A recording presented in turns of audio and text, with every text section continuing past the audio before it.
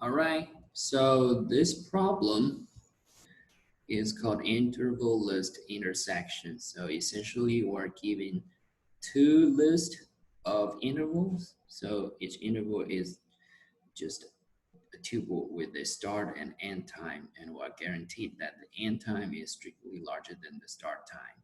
And for each one of the list, all the numbers, all the intervals are sorted in ascending order. And then all the intervals, all the intervals are disjoint. So for example, in the case in this example, A has the first interval that goes from 0 to 2, and the second interval that goes from 5 to 10, etc. And the another list contains the first interval in B is from 1 to 2, the second interval goes from 8 to 12, and so on. And therefore, the intersections of those intervals will be 1 to 2 for this part of the intersection that is generated from the first interval in A and the first interval in B. And this little line, which is 5 to 5, that is generated by the first interval in B and the second interval in A, etc. So that is the problem. So the way I approach this problem is that, okay, let's try to think about how we might generate, how this first interval might be generated. It will be generated by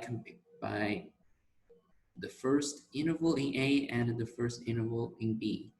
And essentially, there will be three different cases if we only look at the first interval in A and B. And for example, in the case A that I drew here, that the first, let's say, without a loss of generality, this is list A and this is list B. And I always put the list, I call the list A, where the first interval starts earlier than the start time for the first interval in B. All right. But in reality, A could be B, B could be A.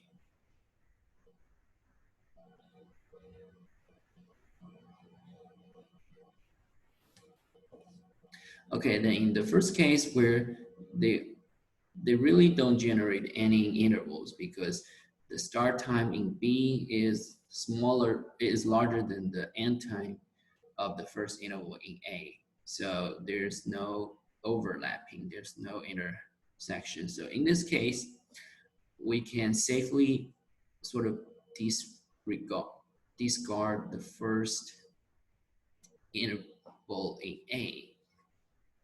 And I say, okay, this will not intersect with any of the intervals in B anymore. So we can safely discard it and consider only the rest of A as well as the whole B.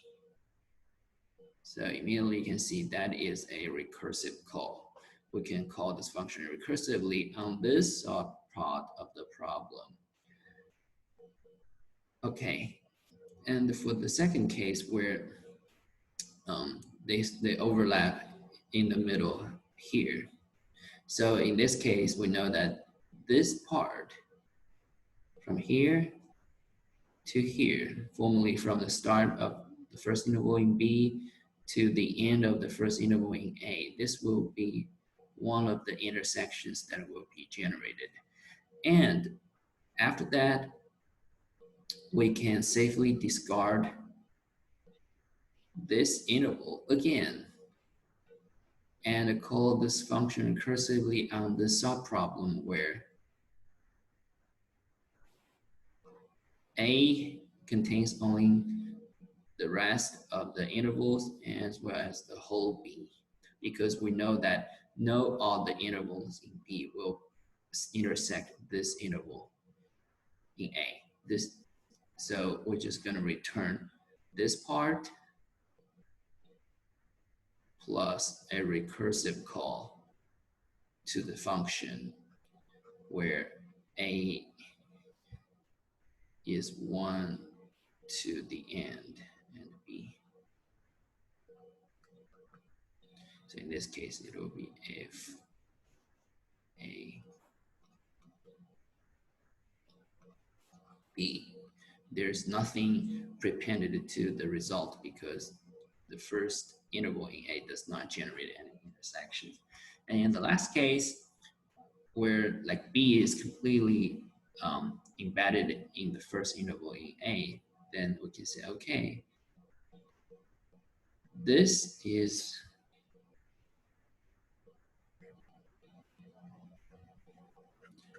the interval that was generated.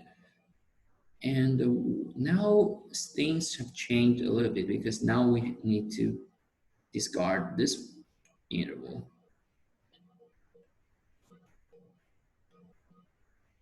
And retain this one. Why? Because it's possible that there will be some other intervals in B that will intersect with A because the endpoint for the first interval in A is later than the endpoint of the first interval in B. In that case, we will have this part plus AB1. So in that case, we will have this prepended to a recursive function call of this.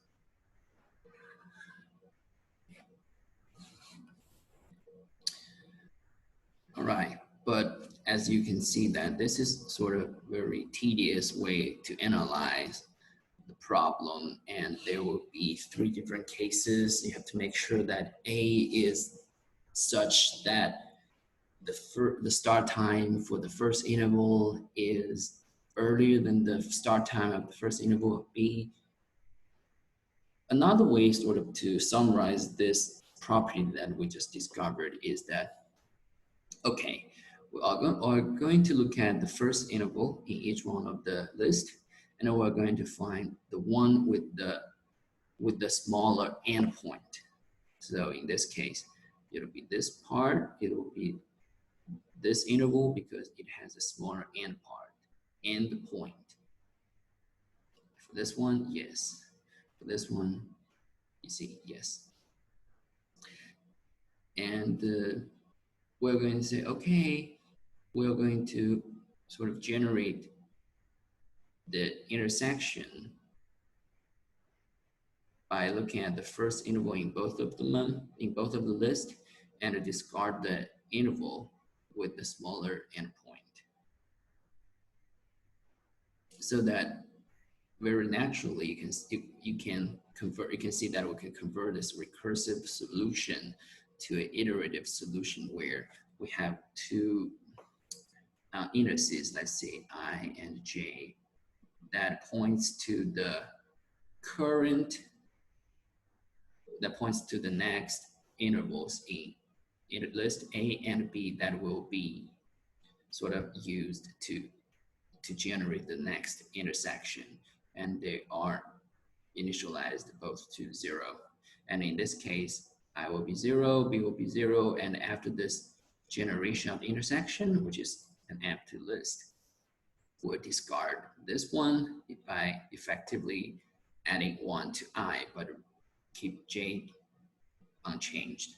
So in this case, after this generation, after the generation of the first intersection, I will be 1 and J will be 0. So essentially we're saying, okay, in the next iteration, we're comparing again the first interval in B because J is 0, but the second interval in A because I is at this time 1. All right. So let's code this up.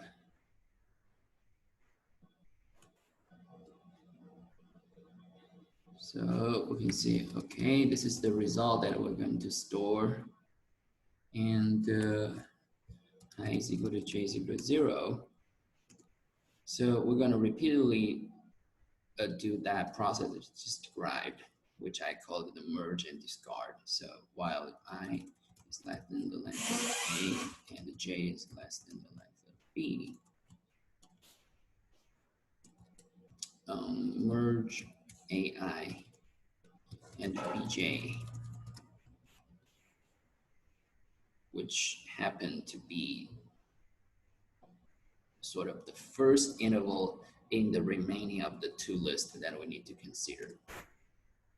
Okay, so how do you merge them? Yeah, another question that I haven't discussed is that how do you how do you get this intersection in a very efficient way without having a lot of if else? So the trick is that we find the low point and the high, we'll find the low and the high of the intersection that we're going to generate.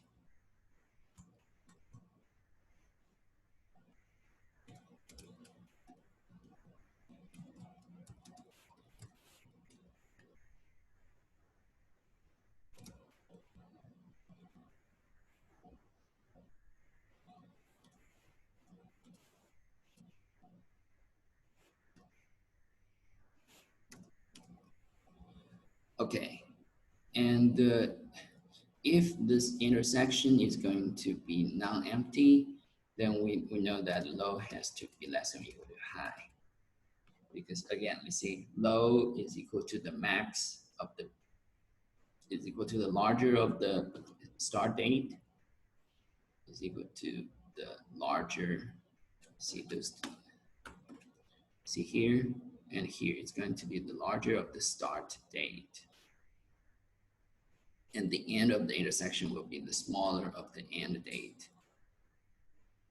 But in the case that the start is larger than the end, then that means that corresponds to this situation where no intersection will be generated, or you can see the generated intersection is empty.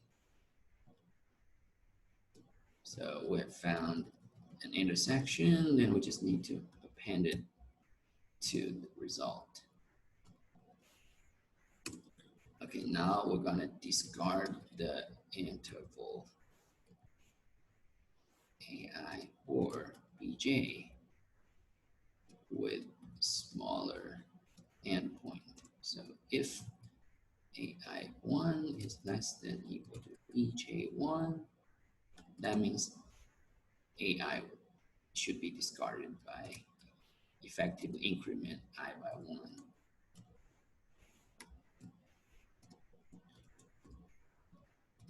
And then when we get out of this while loop, meaning we have exhausted one intervals in one of the list or both, then we're going to return the result. Okay, let me comment out the solution I had and see whether it works. Okay, yeah, it worked.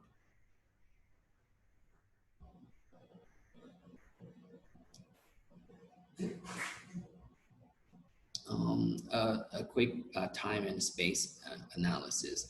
The time complexity would be the length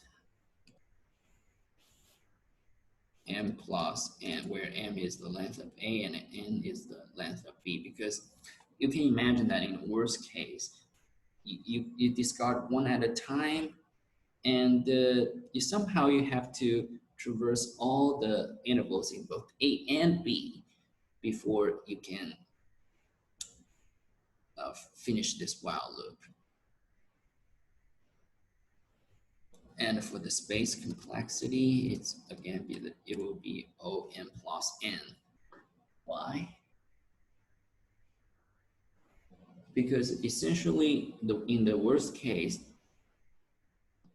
in each one of the iteration, you will generate one non-empty intersection, and you discard one interval. In the worst case, all of those m plus n intervals will be used to generate m plus n intersections.